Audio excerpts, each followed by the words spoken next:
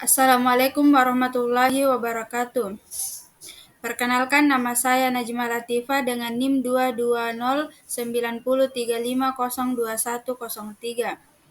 Video ini saya buat untuk memenuhi ujian akhir semester mata kuliah teori pengambilan keputusan.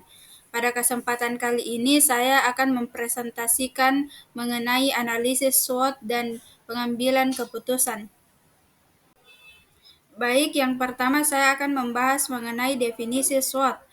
SWOT adalah singkatan dari strength, kekuatan, weakness, kelemahan, opportunities, peluang, dan threat, ancaman, di mana SWOT ini dijadikan sebagai suatu model dalam menganalisis suatu organisasi yang berorientasi profit dan non-profit dengan tujuan utama untuk mengetahui keadaan organisasi tersebut secara lebih komprehensif. Yang kedua, ada analisis SWOT dalam pengambilan keputusan. Analisis SWOT dalam sebuah metode yang digunakan dalam pengambilan keputusan bisnis ini membantu dalam memahami kekuatan dan kelemahan internal suatu organisasi dan individu, serta peluang dan ancaman eksternal yang mungkin mempengaruhi kinerja dan tujuan mereka.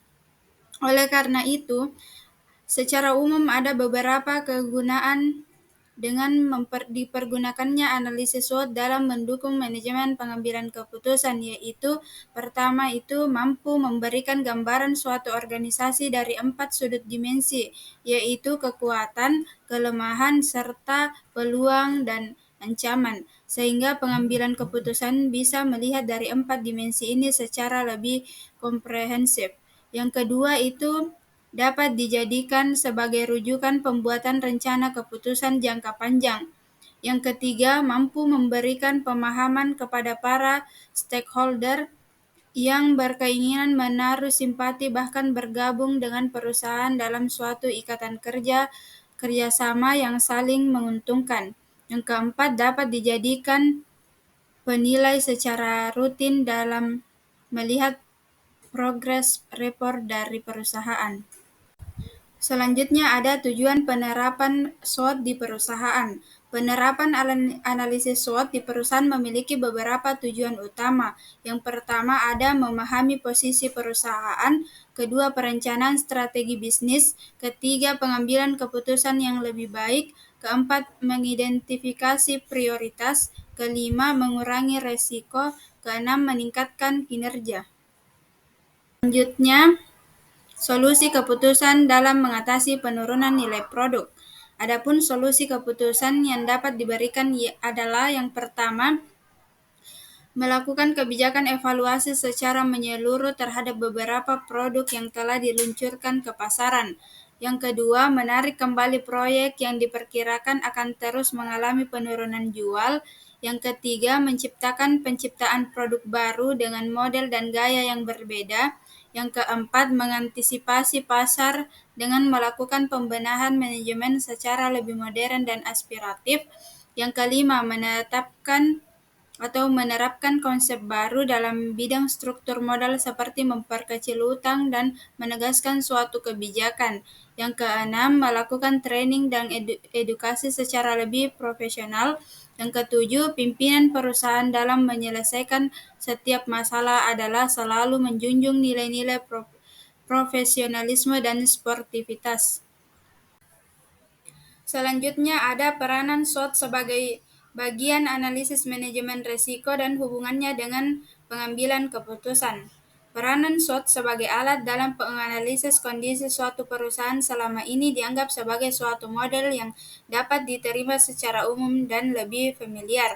Secara lebih tegas, mengapa SWOT kemungkinan untuk dipergunakan sebagai model analisis? Ini sebagaimana dikatakan oleh Nurhaliza Sugesti S. dan Ahmad Holinur Ali bahwa analisis SWOT dilakukan dengan mengidentifikasi kekuatan dan faktor-faktor positif yang berasal dari internal organisasi, kelemahan dan faktor-faktor negatif dan dari internal, peluang atau kesempatan dan keuntungan dari faktor eksternal dan ancaman atau resiko. Selanjutnya ada faktor eksternal dan internal dalam perspektif SWOT. Yang pertama ada faktor eksternal. Faktor eksternal ini mempengaruhi terbentuknya opportunities dan threat, di mana faktor ini menyangkut dengan kondisi yang terjadi di luar perusahaan yang mempengaruhi dalam pembuatan keputusan perusahaan. Faktor ini mencakup lingkungan industri dan lingkungan bisnis makro, politik, hukum, teknologi, kependudukan, dan sosial budaya. Selanjutnya ada faktor internal.